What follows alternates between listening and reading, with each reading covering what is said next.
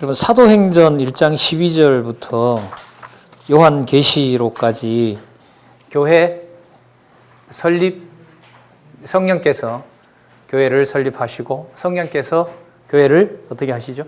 양육하시고 성령께서 교회를 뭐하시고 무장시키시고 성령께서 교회를 투쟁케 하시고 성령께서 승리케 하신다. 그리고 이제 그리스도께서 땅에 오신다 이렇게 되어 있잖아요. 성령께서 증거하시는 분은 누구시죠? 성령께서 사도 바울을 통해서 증거하는 분이 누구예요? 그 부활 승천하시니 그러니까 그리스도 이렇게 되는 거죠. 그리스도를 증거하시는 겁니다. 그러니까 보혜사가 오셔서 증거하시는 분은 예수가 그리스도이심을 증거하는 거죠.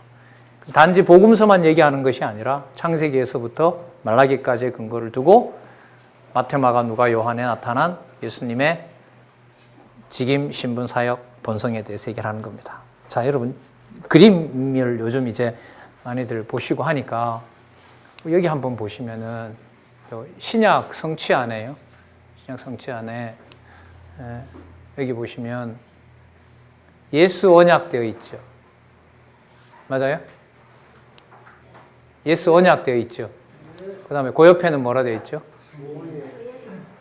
교회 성취되어 있죠. 자, 이걸 한번 잘 보시면 우리는 교회 이러면 이제 교회 양육 무장 투쟁 뭐죠? 양육 무장 무장 투쟁 승리 이렇게 되잖아요. 아니다. 설립 양육 무장 투쟁 승리 이렇게 되잖아요. 5가지잖아요, 이게. 여러분. 제가 뭘 말씀드리려고 하냐면 이렇게 예를 들어볼까요? 여러분 포항성진교회는 설립만 되다가 만 걸까요? 아니면 언젠가 끝난다고 했을 때 설립만 되다 만 건가요? 아니면 투쟁까지 간 걸까요? 승리까지 다 경험하고 가는 걸까요? 순교자가 꼭 나와야 여기가 승리하는 겁니까? 자, 무슨 말씀 드리려고 하냐면 여기 동그라미가 하나죠, 이게.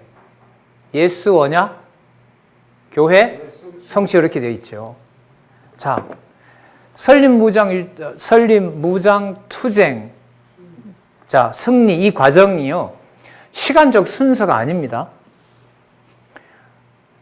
포항성진교회 설립 5년도까지는 설립이고, 예? 5년부터 10년까지는 양육이고, 11년부터 15년까지는 무장이고, 15년부터 20년은 투쟁이고, 이제 남아있는 건 뭐예요? 맞아요, 안 맞아요? 아닙니다. 아니에요. 그럼 사도 바울은 성경 끝까지도 못 봤는데 승리는 못하고 간 거죠? 말이 돼요, 안 돼요? 안 되는 거예요. 그럼 무슨 뜻이냐면 사도행전이 여러분 교회 설립이지만 교회 설립의 주제를 맞춰서 쓰고 있지만 이미 그 안에는 설립과 양육과 무장과 투쟁과 양육과 무장과 투쟁과 승리라고 하는 것을 이미 그 안에 뭐 하고 있어요? 다 가지고 있는 거예요. 그래서 사도행전 다음에 로마서가 나와야만 되는 거예요. 그거 말씀드리려고 한 거예요. 사도행전 다음에 왜 로마서가 나오느냐. 큰 주제로 보면 성령께서 교회를 설립하시는 것이다. 교회를 설립하시는데 그러니까 이렇게 되죠. 사도행전까지만 보면 아, 교회를 설립하시는 거구나 밖에 몰라요. 자, 그런데 로마서부터 갈라디아서까지 성령께서 세우신 교회를 뭐 하신다? 양육하신다라고 갈라디아서까지 보고 다시 사도행전 1장 12절부터 봐요. 그러면 설립하는 건 이미 공부했잖아요. 근데 지금 뭘 공부했어요? 양육을 공부했죠. 그럼 사도행전 1장 12절부터 예루살렘 교회가 설립되는데 보면 거기에 무슨 내용을 알 수 있어요? 양육되고 있구나가 거기 있는 거예요. 그래서 갈라디아서 다음에 뭐가 나오죠? 에베소서가 나오는 거예요. 자, 그걸 공부를 하고 이제 오늘부터 다시 에베소서부터 시작해서 교회 무장을 배웠어요. 교회 무장이 어디까지죠? 빌레몬서까지. 맞죠? 자, 빌레몬서까지 쭉 했어요. 그 다음에 잘 보세요. 그 다음에 빌레몬서까지 끝나고 사도행전 1장 12절로 와서 사도행전 1장 12절부터 사도행전 1장 몇 절이 끝인지 모르겠네요. 사도행전 1장 12절부터 어쨌든 1장을 읽었어요. 1장 마지막 절까지 읽었어요. 공부하는 내용은 뭐였습니까? 교회 설립이죠. 그런데 이미 뭐 공부했어요? 양육도 받고 뭐도 받았어요? 무장도 받죠. 그러면 사도행전 1장 12절부터 읽어 나갈 때 빌레몬서에 해당하는 화평의 진리로 무장시킨다는 내용이 나올까요, 안 나올까요? 그때부터 거기 보이는 거예요, 또. 보이는 거예요. 요한계시록까지 끝났습니다. 새하늘과 새 땅까지 봤어요. 그 다음에 사도행전 1장 12절 다시 봅니다. 뭐가 다 들어올까요? 사도행전 이후부터 요한계시록의 모든 내용들이 어디 있어요?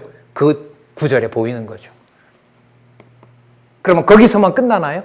그러한 교회의 성취를, 설립, 양육, 무장, 투쟁, 승리를 하시는 그 모든 내용은 자, 어디에 이미 약속되어 있어요?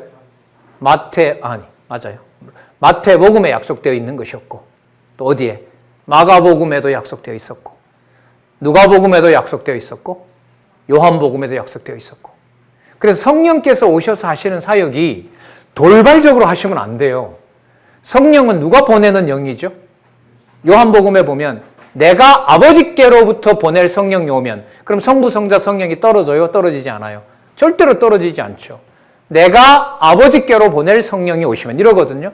이른바 성삼위 하나님이신 거잖아요. 삼위일체 하나님이란 말이죠. 그러면 앞으로 만약에 마태복음까지 가서 봐요. 그러면 그 마태복음 1장에도 무슨 내용이 다 들어가 있어요? 요한계시록까지 내용이 이미 거기 다 들어있는 거예요. 그 순서대로가 펼쳐져 있는 거고요. 이렇게 되면 한눈에 이제 신약이 다 들어와요. 성령의 성취가 다 들어와요. 그러면 어느 부분에 들어가서 읽을 때마다 그 몇 장 몇 절을 읽는 거지만 전체 구조는 뭐가 있는 거죠? 그리스도 성취라고 하는 신약 전체 그림이 머릿속에 있는 거죠. 그러면 성경 읽고 이렇게 해라 저렇게 해라 명령문을 따라서 하지 않게 되죠. 예수가 그리스도이시구나. 예수께서 보혜사 성령께서 예수가 그리스도이심을 성취하는구나라는 걸 알게 됩니다. 자, 구약이 그렇게 신약이 다 그렇게 이해됐어요. 신약까지 끝까지 갔어요. 마태복음까지 가서. 그 다음에 어디로 와요? 창세기 1장 1절로 왔어요. 태초에 하나님의 천지를 창조하시니라. 무슨 내용이 다 들어와 있을까요? 그 안에. 조금 전에 공부했던 신약 전체가 그 안에 다 들어와 있는 거죠. 이게 제 얘기가 아니고요. 이런 발상을 글로 기록해 놓은 게 작년 5월에 받으셨던 성경 강론 1권 개정판입니다. 거기 잘 보시면 창세기를 인용을 하는, 창세기를 지금 들어가야 되는데 어느 부분이 대거로 들어와 있냐면 신약 중에서도 어디가? 이게 처음이니까 제일 끝에 성취를 맞춰야 되고 성취를 소개하려고 하니까 어디 내용이?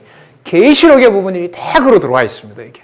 그 말은 무슨 그림을 계속 그리고 있는 거죠? 자, 잘 보세요. 지금 창세기를 기록하는데 어디가 와 있어요?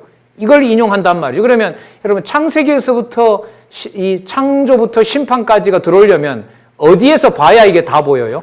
더 높은 데 가서 봐야 될 거 아니에요. 그럼 무슨 근거? 창세전 영원적 언약 성취까지. 영원적 언약 성취라고 하는 저 확신이 있어야 창세기에서부터 계시록을 인간들이 생각하는 논리적 흐름이 아니라 누가 살아계신 증거이다? 그렇죠. 성령께서. 우리나라에 가장 우리를 괴롭히고 해석이 안 되는 것이 우리 한국 현대사 아닙니까? 일제강점기 끝나고 1945년부터 오늘 이 시간까지 나라 백성들이 양분되어 있는 4천만, 5천만이 좌우로 분열되어 있는 나라는 지구상에도 찾을 수 없는 나라입니다. 그 말은 이래 들으면 맞고 이래 들으면 틀린 거예요. 역사책 한 권을 놓고 어느 것이 정설인지 어느 것이 바른 길인지 진짜 판단 내리기가 어려운 나라입니다. 제가 볼 때는 이걸 해결할 수 있는 방법은 성경밖에 없어요. 왜? 사람에다가 맞추면 해결이 돼요? 안 돼요? 안 돼요. 성경이 읽혀요? 안 읽혀요? 절대로 안 읽혀요. 그러면 이 좌와 우의 대립을 누가 주관해 가신다? 그렇죠. 하나님께서, 여호와께서, 여호와 하나님께서 성삼위 영원하신 하나님의 언약하신 대로 주 예수 그리스도가 교회의 머리 되시고 우주 만물의 통치자 되신다라는 것을 확인하지 않으면 대한민국만큼 불행한 나라는 없죠. 교육열은 높다 하지만 역사책을 달달 외운다고 여러분 그게 해결될까요? 문제가 더 커질까요? 더 커집니다. 많이 알수록 괴로워요. 진짜 그렇습니다. 그래서 특히 우리 자녀들한테 또 손자 손녀들한테 책을 읽으라고 할아버지 할머니들이 얘기를 많이 하는데 다른 건 모르겠습니다. 대한민국 현대사도 읽어봐라라고 하는 건 할아버지 할머니가 책임져야 돼요. 왜 져야 돼요? 할아버지 얘기 들어보니까 5.18은 광주 사람들이 되게 나쁜 사람 같아. 근데 삼촌 말 들어보니까 광주 사람들이야말로 현대 한국사에서 가장 중요한 역할을 했어. 누구 말이 맞아요? 답을 낼 수 있을까요? 없어요. 전원학기 선생님은 금성교과서 써가지고 5.16을 쿠데타로 규정을 하고 대한민국 민주발전을 후퇴시킨 걸로 강조를 했는데 이번 학기에 오신 선생님은 교학사 교재를 쓰면서 5.16이야말로 근대화로 가는 지름길이래요. 누구 말이 맞아요? 여러분 이게 한두 가지 사건이 아닙니다. 수십 가지가 저희들 자녀들에게 있거든요. 제가 왜 이런 말씀을 하냐면 제 문제였기 때문에 그래요. 이 성경 신학에 사람 중심으로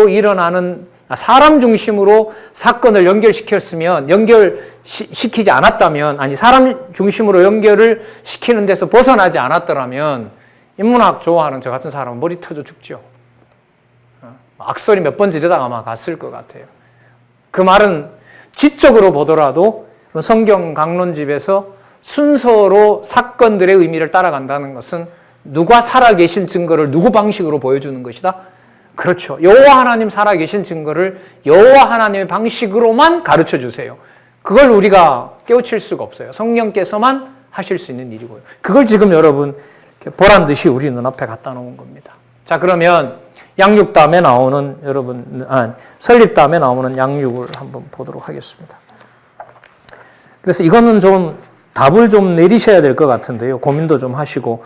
여러분 사도행전 다음에 왜 하필 로마서죠? 사도행전 다음에 왜 칭의에 의한 복음으로 양육이 나올까요? 고린도전서 먼저 나오면 안 되나요? 제가 고린도전서 넣어가지고 연결시켜 볼까요? 로마에 가보니까 개판이더라. 그래서 칭의의 복음이 필요하더라. 말 되잖아요. 간단하게. 고린도전서 보면 개판이죠. 고린도 교회. 맞죠? 2년 동안 가르쳤는데 개판이더라. 그래서 로마서에 있는 뭐가 필요하다? 칭의의 복음이 필요하고 그래서 은혜가 필요하다. 이래 엮으면 안 되나요? 이걸 자유주의 신학자들이 이렇게 물어온다는 거예요, 앞으로. 그거는 그냥 너네들끼리 하는 소리고, 야, 로마서 먼저 읽든 고린도전서 먼저 읽든 뭔 상관이냐? 아니, 그거 건들면 안 되는데. 왜 안 되는데? 여러분, 이게 타이틀만, 제목만 외워서 될까요, 안 될까요? 안 되죠. 그건 나도 만족을 못 하는데. 적어도 본문 흐름을 가져가야 돼요. 이게 포항성진교회에 남아있는 과제입니다. 이게 과제예요, 제가 볼 때는. 본문을 통해서 하루에 분량을 정해서 읽는 일이 벌어졌으면 좋겠어요. 읽으세요 이러면 또 안 되고요.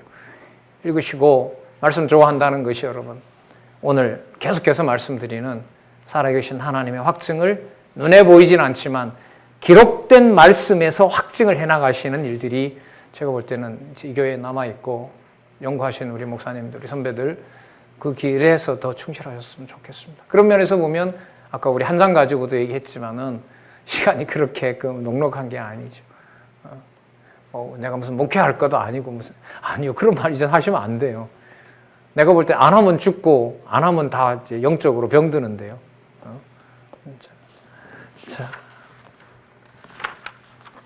자, 사도행전 다음에 왜 인간의 불의로 시작하는 칭의의 복음으로 양육하는 내용이 나오는 걸까? 일단 나와 있는 사실을 일단 따라가는 걸로 하고요. 그 설명은 여러분들하고 이제 하려면 사도행전을 처음서부터 쭉 가야 돼요. 쭉 가고 본문도 연결시키면서 위에 타이틀도 연결시켜야 되는데 여러분 뭐 그렇게까지는 할 시간은 없고요. 이제 큰 틀에서 말씀을 드리면은 그야말로 예수님께서 약속하셨던 그야말로 하나님 나라, 하늘나라, 천국, 창세전에 작정했던 나라를 하나님께서 세우셨잖아요. 그 나라의 핵심은 아까 어디서부터 어디까지였죠? 예루살렘과 온유대와 사마리아와 땅끝이라고 하는 그야말로 누구에게 해줬던 3대 언약이 이루어진 거죠? 아담에게 했던 약속은 유다에게만 해당돼요? 전 인류에게 다 해당돼요? 전 인류에게 다 해당되죠. 그러니까 무슨 언약을 이루신 거죠? 아담 언약을 이루신 거예요. 창세기 1장 28절을 이루신 거라고요. 근데 그 범위가 이젠 유대인이 아닙니다. 어디서부터? 땅끝까지 이루어져야 돼요. 그래서 여러분 요한복음 1장에서부터 보면 나오는 개념이 다른 데는 잘 많이 안 나옵니다. 잘 아시는 요한복음 3장 16절에 보면 하나님이 세상을. 그러니까 유대를이 아니에요. 세상을 이처럼 사랑하사. 그러면 그 세상을 이처럼 사랑했는데 얼만큼 사랑했냐라고 물으면 어디로 와요? 요한복음 다음에 사도행전으로 오면 되죠. 얼마만큼 어떤 세상인데? 어떤 세상이냐면 온 유대와 예루살렘과 온 유대와 사마리아지.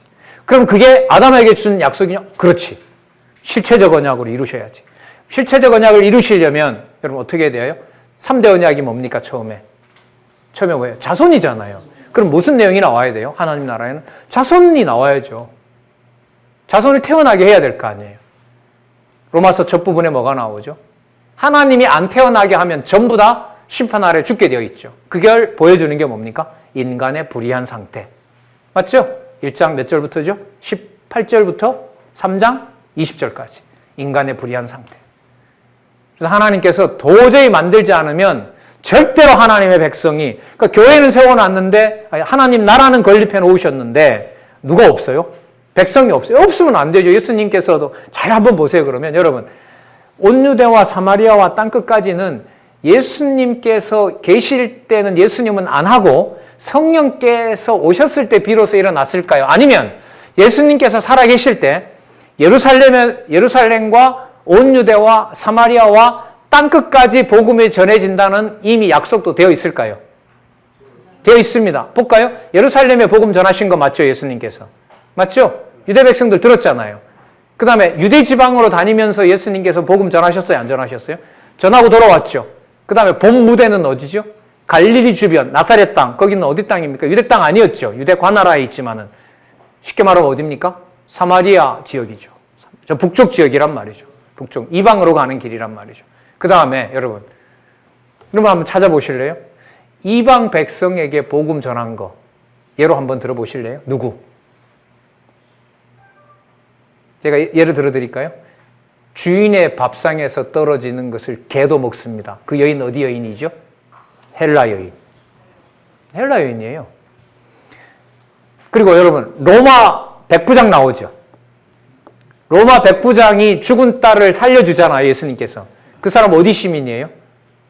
로마 시민이죠. 그럼 보세요. 유대 땅뿐만 아니라 예루살렘, 온 유대, 사마리아 땅끝까지 실체적인 범위 속에 자손 언약은 그 전에 있었던 유대인과 다른 방식으로 세상의 백성을 채워 나갈 것이라고 하는 것을 이미 누가 보여주신 거예요? 예수께서 이미 다 보여주신 거죠. 그거에 근거해서 이제는 누가 와서 성령께서 오셔서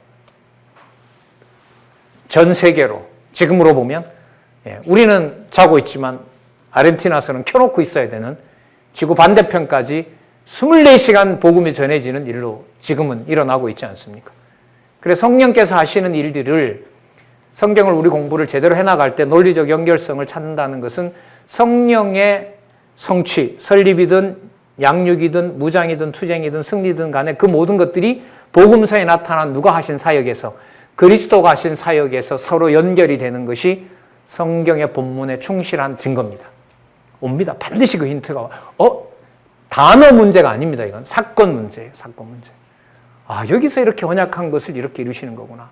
그런 면에서 이 강론집은 이렇게 안다는데 충분하구나. 그럼 성경 요한복음 마지막 절 우리 지나왔습니다만은 성경 기록도 하나님께서 조절하셨죠. 분량을. 요한복음 마지막 장 마지막 절이 어떻게 나오죠? 이제까지 기록했던 것들을 뭐하면 다 적으면 이 세상에도 둘 데가 부족하대. 도서관이 차고 넘치는 거죠. 이 세상에서도 못 담는 거예요. 근데 그만큼 쓰여준 것은 뭘 전하기에? 예수가 그리스도이심을 전하고 여호와 하나님의 계시의 말씀임을 확정해 주는데 그 분량을 성령께서 조설하신 것이죠. 자, 그러면 나라 세워놓고 절대로 하나님이 낳지 않게 하면 낳을 수 없는 백성으로 양육시키는 과정이, 낳고 양육시키는 과정이 바로 뭐냐면 로마서라고 보시면 돼요. 그래서 로마서가 그 다음에 와야 돼요. 반드시 사도행전 다음에 와야 돼요. 반드시 하나님 사도행전에 와야 돼요. 그럼 사도행전 28장에 하나님 나라라는 말이 나올까요? 안 나올까요? 이렇게 물으면 나오니까 묻는 거 아니에요. 자, 한번 볼게요. 여러분 기억나실는지 모르겠는데 여러분 예수님 그 사건은요. 그 사건을 왜 했는지는 사건 끝에 가서 나옵니다. 그러니까 끝부분에 구약이 이루어졌다라고 하면서 그게 그 다음으로 넘어가는 뭐가 되죠? 연결고리가 돼요. 그걸 주의해서 보셔야 돼요. 거기 다 있어요, 힌트가. 자,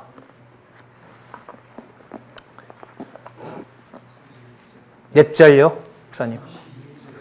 예, 31절. 담대히 하나님 나라를 전파하며 주 예수 그리스도에 관한 것을 가르치되 그 많은 사람이 없더라. 끝내주지요. 이게 어디로 연결되는, 로마서로 연결되는 이게 근거예요. 제가 볼 때는 연결고리예요. 그 로마서는 뭐와 연관이 돼야 돼요? 여기에 주 예수 그리스도께서 머리 되시는 하나님 나라에 누구를 모으는, 백성을 모아서 뭐 하시는, 양육하는 것과 관계된 것이 바로 로마서인 거죠. 예. 담대히 하나님 나라를 전파하며 주 예수 그리스도에 관한 것을 가르치되 그 많은 사람이 없었더라. 자, 그래서 이 하나님 나라를 하나님께서 설립해 주신 거죠. 교회에 대한 설립은, 자, 이 개념하고 연관이 되고요. 자, 처음에 어느 누구 하나라도 유대인이든 이방인이든 전부 하나님의 백성의 자격이 있다, 없다? 없다. 불의한 상태에 있다. 그런데 그 불의한 상태에서 없다는 말은 누구도 자기 행위로는 의의 백성이 될 수 있다, 없다? 없다. 없다. 그게 여러분 1장 18절에서부터 3장 20절까지고 인간의 불의한 상태고요. 그걸 제가 그때 말씀드렸죠. 로마서 1장 18절부터 3장 20절은요. 여러분 아담 타락 사건이 몇 장에 나옵니까? 창세기? 3장에 나오죠. 3장에 대한 주석이라고 보시면 돼요. 타락했던 상태가 얼마만큼 부패한 상태인가를 상세하게 그리스도를 중심으로, 그리스도가 주 예수 그리스도를 심판자로 해서 설명해 주고 있는 내용이 바로 로마서 1장 18절부터 30절이라고 보시면 돼요.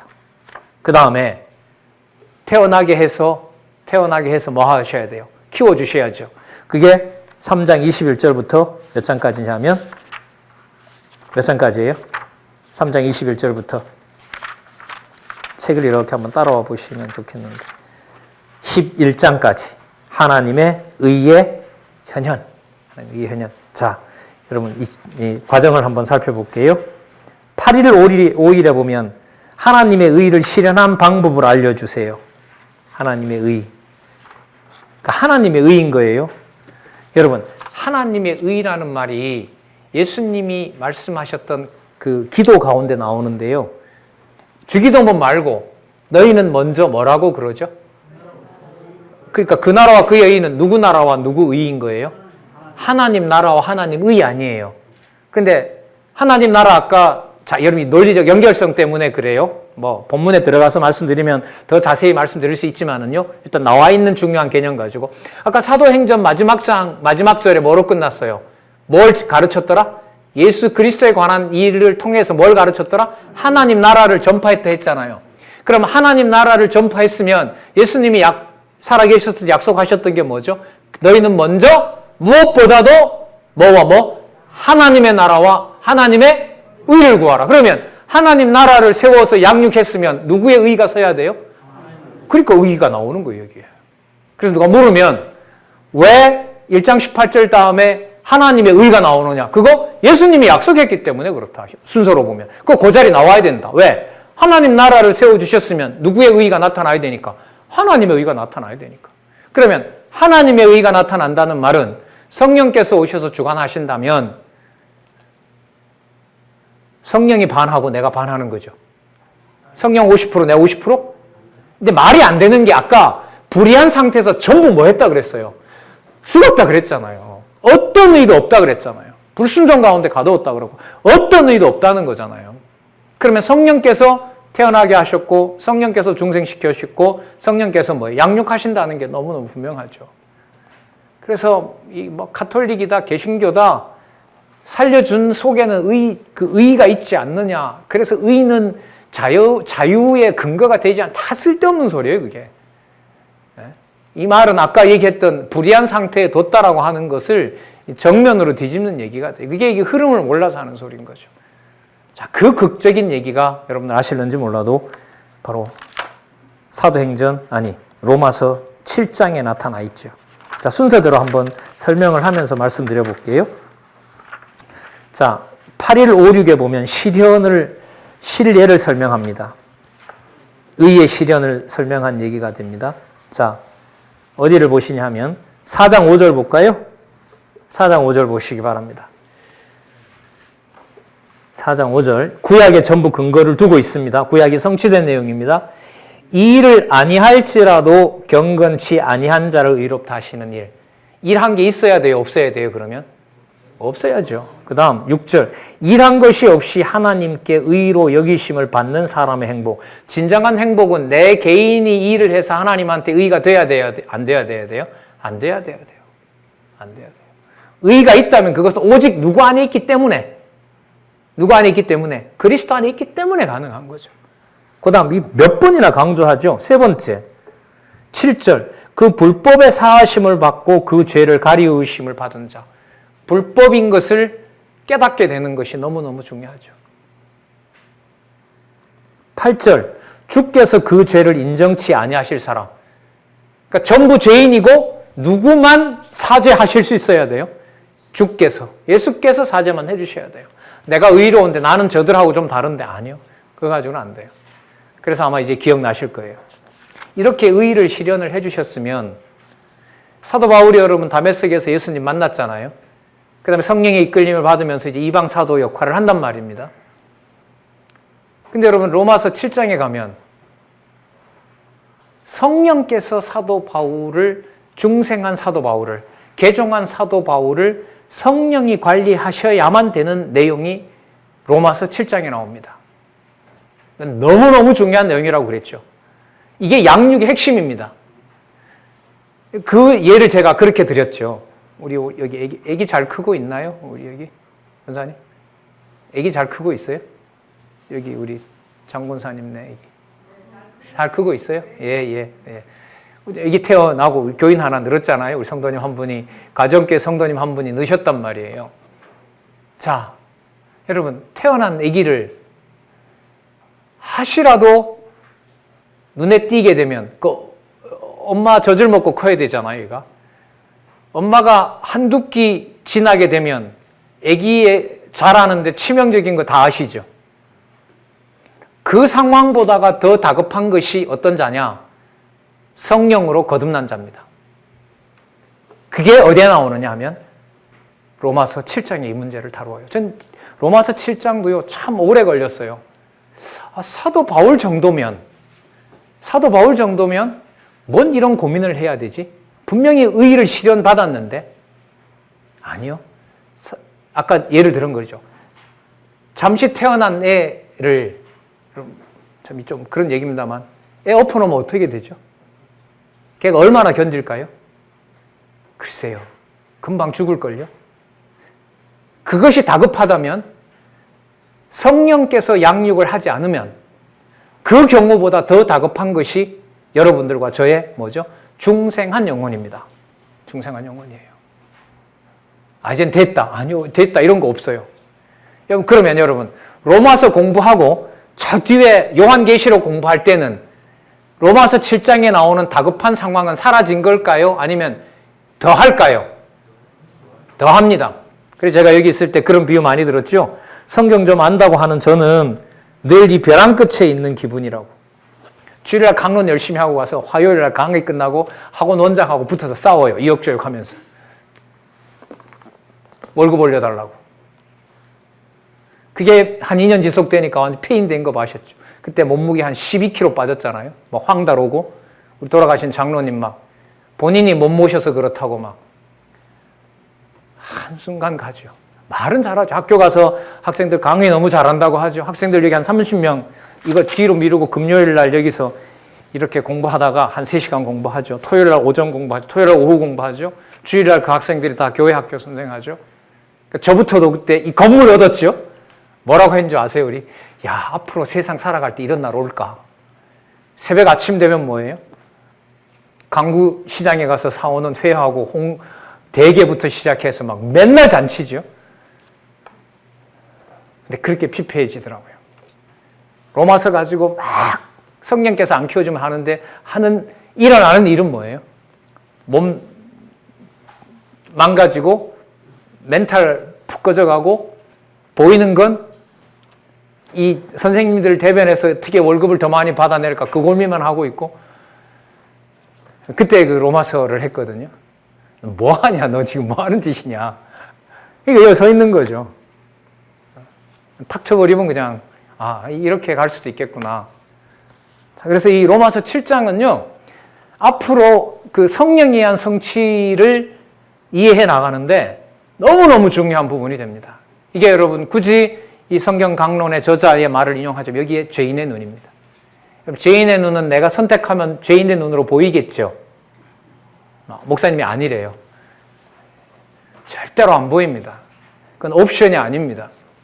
성령께서 보여주셔야 가능한 겁니다. 조금 그래도 보고 갈까요? 좀 중요합니다. 이 말은 여러분들에게 열어놓겠습니다. 그거 강조 안 해도 끝에 가면 그 문제 다 해결된다. 그렇게 할 수 있는 방법이 있으면 여러분 알려주시기 바랍니다. 자, 7장 7절부터 한번 볼게요. 자, 8일 83에 보시면 로마서 7장 7절부터 나옵니다. 그런즉 우리가 무슨 말하리요?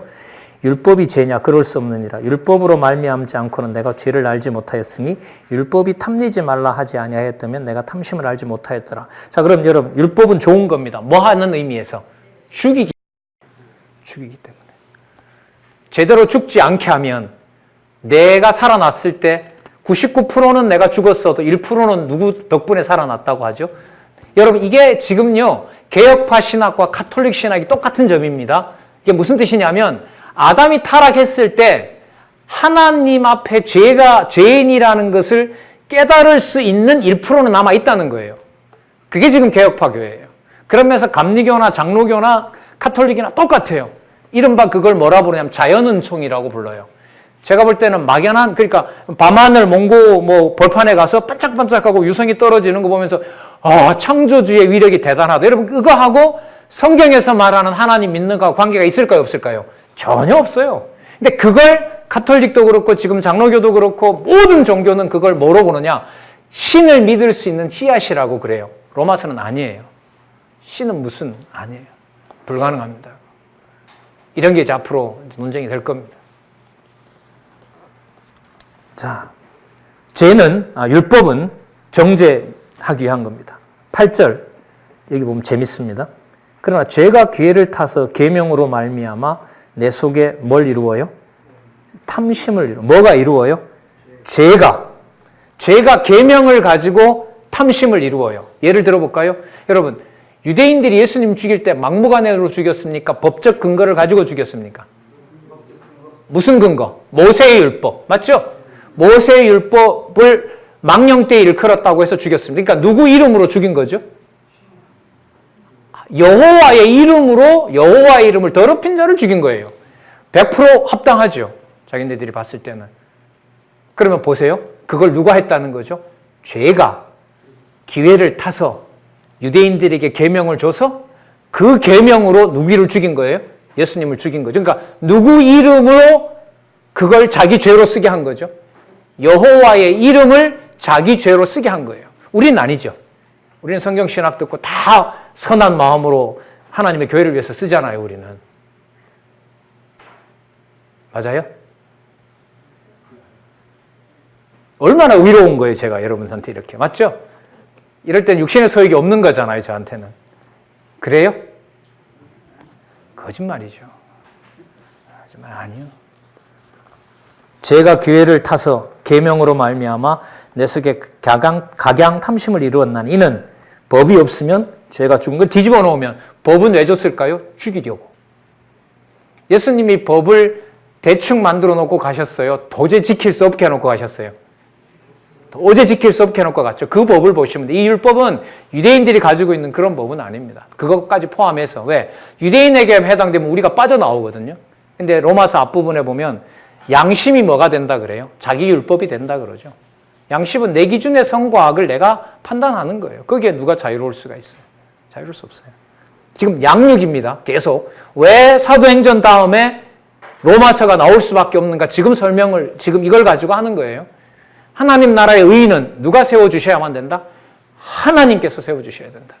성령께서 세워주셔야 된다. 바울 정도면 괜찮다고 생각하는데 그것이 절대로 아니다. 그게 지금 여기 본문인 거예요. 자, 9절. 전에 법을 깨닫지 못할 때에는 내가 살았더니 계명이 이름에 죄는 살아나고 나는 죽었도다. 여러분, 이게 사도 바울이 율법 얘기하는 걸까요? 아니, 모세의 율법, 유대인들이 지키는 율법을 얘기하는 걸까요? 예수님께서 세워놓은 율법을 얘기하는 걸까요? 후자죠. 예수님 세워놓은 율법을 가지고 얘기하는 거예요. 저는 그래서 처음에 어려웠어요. 개종했는데 뭘 괴로워하지? 사도 바울이 구원의 확신이 없나?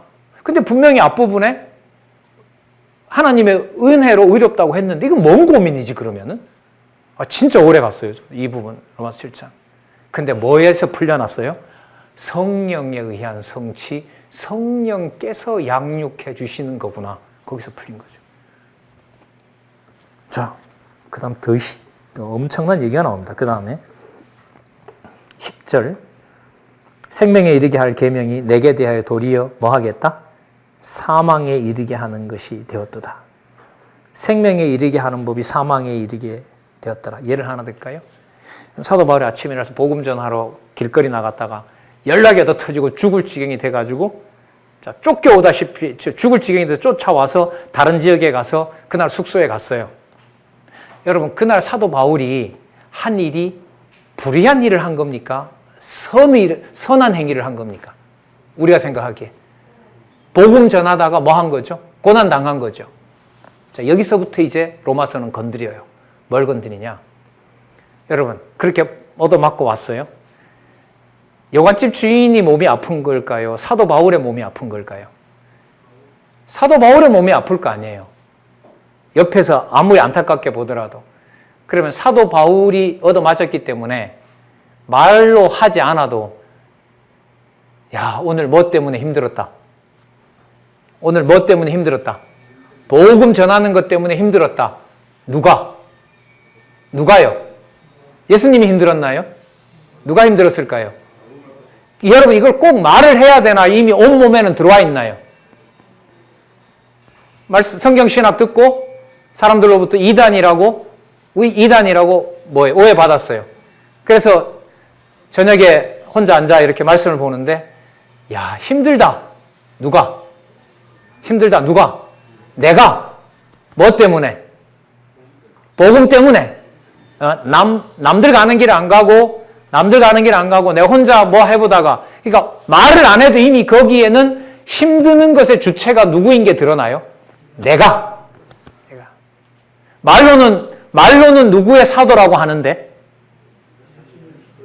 그리스도의 종놈이라고 하는데, 그리스도의 종이라고 하니까요. 사도 바울이 사람들 앞에서는 옷을 찢을 정도로 저는 그리스도의 종일 뿐입니다라고 하는데, 온몸이 피투성이다 해서 누워있는데 몸에서 몰려오는 것은 야, 힘들다. 내가. 누가 살아나요? 아까 말로는 전부 누구 전했는데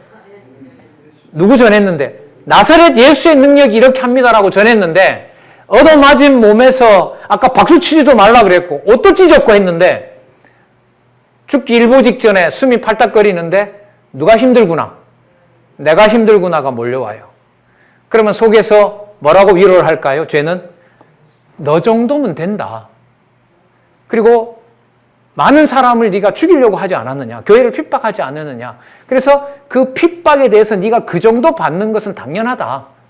누구 합리화 이게 전부 다? 자기 합리화인 거죠. 자기 합리화예요.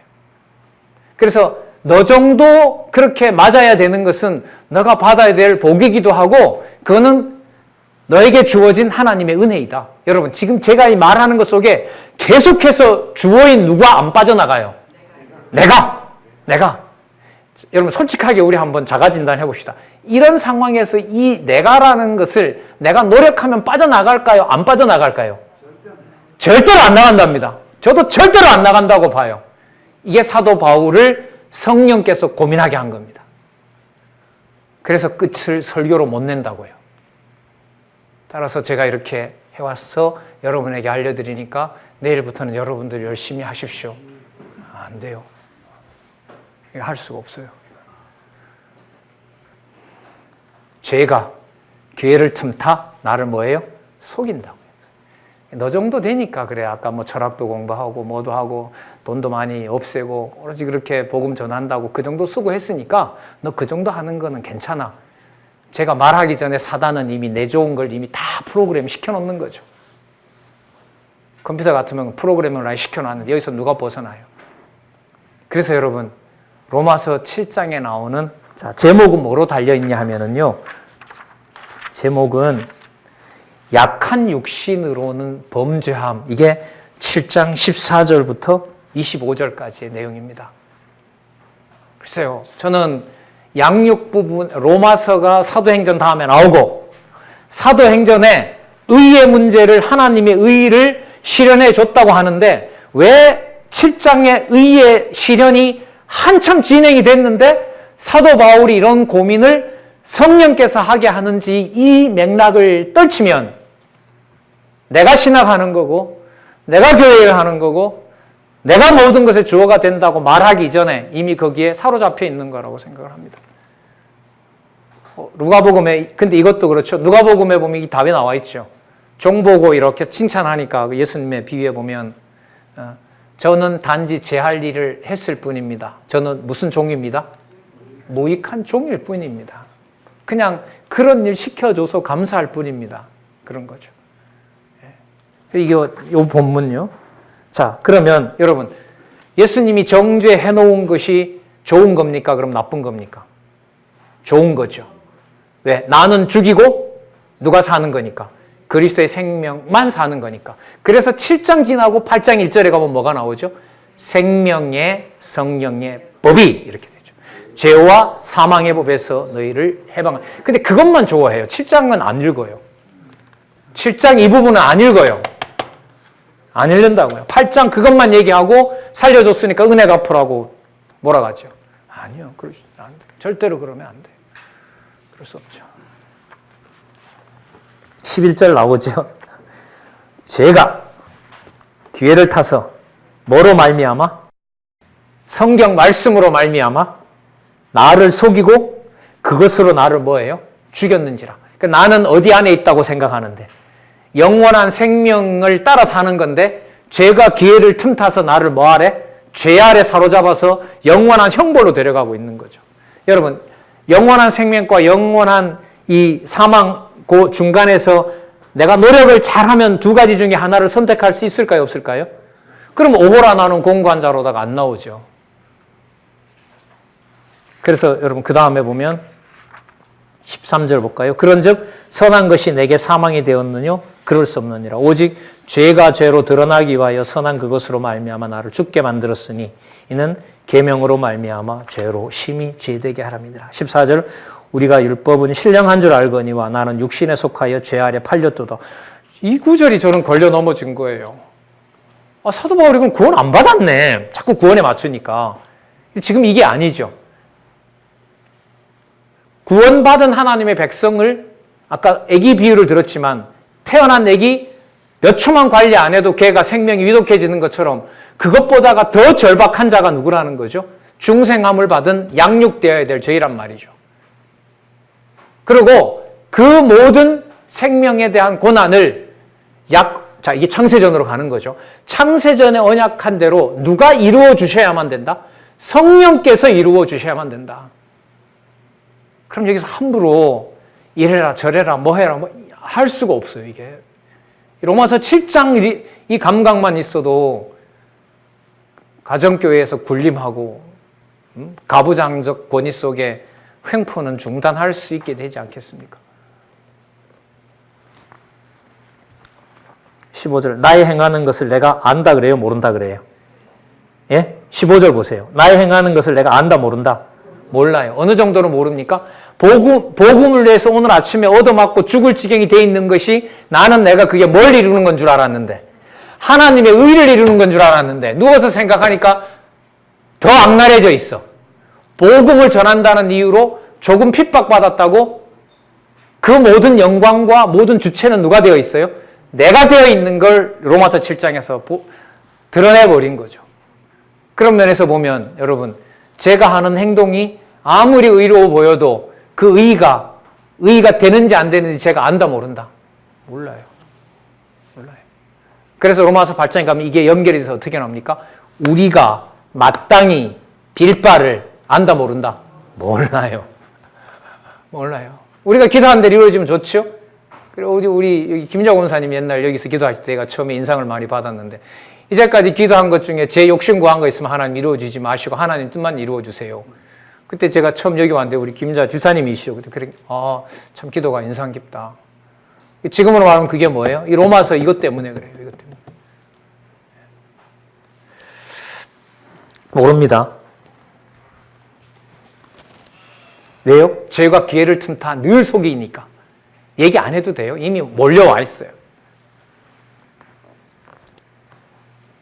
16절에 만일 내가 원치 아니하는 그것을 하면 내가 이로 율법의 선한 것을 시인하노라. 이제는 이것을 행하는 자가 내 속에 거하는 죄니라. 그럼 내 속에 거하는 죄니까 잘됐다. 내가 죄는 게 아니라, 이게 아니라요. 절대로 내가 죄의 종노릇에서 내 스스로 애써서 벗어나올 수가 있다 없다? 없다. 그렇다면 창세전에 하나님께서 부른 자를 하나님께서 어떻게 해주셔야 돼요? 양육시켜 주셔야 된다.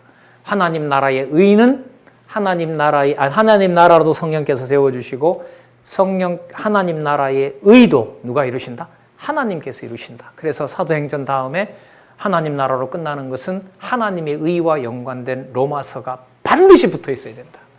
반드시 붙어 있어야 된다. 자, 그리고 19절, 20절은요, 빠져나가는 구절이 아닙니다. 절대로 빠져나가는 게 아니에요. 원치 아니하는 그것을 한다는 말은 내가 내 마음대로 함부로 할 수 있다 없다? 할 수 없다는 거죠. 그래서 저는 성경신학, 이제 말씀운동, 이제 89년부터면 이제 40년 되네요, 이제. 79년부터라면 이제 만 40년 꽉 차버렸는데, 청평강의로 총신학생들하고 시작한 걸로 제가 알고 있는데, 거기에서 로마서 강론부터 시작이 됐는데, 죄인의 눈이라고 하는 여호와께서 하신다. 인간은 아무것도 아니다. 그러나 영원한 하나님의 백성은 하나님께서 하나님의 방법으로 양육에서부터 반드시 승리하게 하신다. 이 내용에서 인간론을 말씀운동에서 유지해 왔기 때문에 여기서 체제개혁도 일어났다고 보고요. 한 사람이 우상화되지도 않았다고 보고, 우리 단체가 뭐 절대적이고 여기만 있어야 구원받는 이런 허튼 소리도 안 하게 됐고, 바로 거기에서 성경신학은 전적 타락론의 근거를 성경에서 찾아서 중생과 양육의 주체는 오직 성령 하나님 한 분이시다라는 것이 성령께서 유지해 왔기 때문에, 지금 체제개혁을 통해서 사람이 높아지거나 사람이 어떻게 보면 대우받거나 이게 아니라 성경 말씀의 권위, 말씀이 운동하는, 살아서 역사하시는 그 운동으로 지금 진행이 되고 있다고 생각을 합니다. 예. 자, 그러면 여러분, 요걸 바탕으로 이제 로마서 이제 12장부터 뭐가 시작이 되냐면 신령한 예배 생활이 나오거든요. 신령한 예배 생활은 하나님 나라와 하나님의 의가 나왔기 때문에 성령께서 주관하시는 예배 생활이 바로 뭐냐면 신령한 예배 생활이에요. 그게 로마서 12장에서부터 어디까지 나오죠? 로마서 마지막 장 16장까지. 그 순서가 있다는 거예요. 이제 뭐 분명해요. 이제는 여러분들과 뭐 제가 오든 안 오든 또 언젠가 한 번씩 만나더라도 뭐 만나서 저는 한마디밖에 할 게 없어요. 장로님 오랜만입니다. 장로님 뭔 공부하세요? 그러세요? 그러면 제가 알고 있다. 그 로마서에 그 부분 되게 재밌는데 그 부분 재미셨어요? 아이고 재밌어요. 근데 이 부분이 어렵네요. 되게 본문도 어렵고. 그래 우리 그럼 그거 하면 이런 교제 하자는 겁니다. 저는. 근데 지금 해서 이제 김인자 권사님하고 부르면 벌써 가슴부터 떨리거든요. 저 뭘 물어서 날 또 곤란하게 할 거냐. 이렇게 놀라시니까 제가 자유롭게 못하는 거예요. 근데 앞으로 갈 일은 이거밖에 없어요. 이거밖에 없어요. 자, 그러면 하나님의 의가 하나님에 의해서 완성이 됐고 어느 생활 하나 성령께서 주관하심으로 모든 것이 누구를? 여호와를 찬양하는 예배 생활이 된단 말이죠. 자, 그러면 뭐가 나와야 되느냐? 그 예배 생활로 아름다운 모습이 나와야 되거든요. 근데 어디로 넘어가요, 이게? 고린도전서로 넘어가면 그야말로 고린도전서는 무슨 판이에요? 세상에 이런 판이 없어요. 자, 숙제요. 하나님 나라가 사도행전 마지막 장에서 교회 설립으로 완성이 됐고 그 하나님 나라를 하나님의 의와 나라의 의와 연관시킨 것을 로마서에 와서 성령께서 뭘 이루셨고 그의 나라와 그의 의를 이루셔서 하나님의 백성들이 양육되어 모든 생활이 예루살렘에 안 가더라도 모든 생활이 누구를 찬양하는 여호와를 찬양하는 예배 생활이 됐다면 아름답고 좋은 내용이 나와야 되는데 왜 고린도 전서에 그런 판 같은 일이 벌어나고 고린도 후서에는 자기를 가르친 스승까지 배신해야 되는 일을 했는지. 그 다음 두 번째. 그런 의미에서 왜 제목이 고린도 전서 어떻게 되어 있죠? 예? 단합과 일치, 그 다음 화해와 협력으로 되어 있는지. 그 아까 배경이 있죠. 논리적 성경 내용 순서가 그래 나오니까요. 성경 내용에 왜 신령한 예배 생활 다음에 고린도 전후서에 그러한 교회에서 차마 입에 담지 못할 내용이 나오고 두 번째, 왜 거기에서 답은 나오죠. 성령께서라고 넣으면 되겠죠. 예.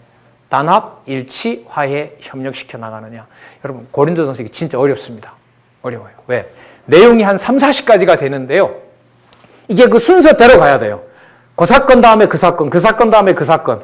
그게 한 20가지가 넘어 30개는 안 되는 것 같고 그 순서 해결 못하면 짜집기 된 문서가 돼요. 이게 복음서, 서신서부터는 더 어려운 게 창세기, 출애굽기, 레위기 이런 데는요. 무슨 얘기가 있어요. 스토리가 있고 눈에 보이는 뭐 야곱의 집안일이거나 요셉의 집안일이고 이게 있는데 사도행전 지나서 로마서부터는요. 전부 이게 눈에 보이는 얘기가 아니에요. 쓰는 낱말들도 다 추상적인 개념이에요. 구름 잡는 얘기고 형이상학적인 얘기가 수두룩합니다. 근데 그 얘기의 근거를 어디에서? 마태복음에서부터 앞부분에서 그리고 구약에서 이미 다 찾아놓고 있어요. 이 책은. 그러나 본문으로 실제 들어가서 그 연결성을 찾기에는 쉽지는 않습니다. 글쎄요. 16권 가져온 분은 대단히 죄송하고요. 다음에 오실 때는 16권, 17권 가져오시기 바랍니다.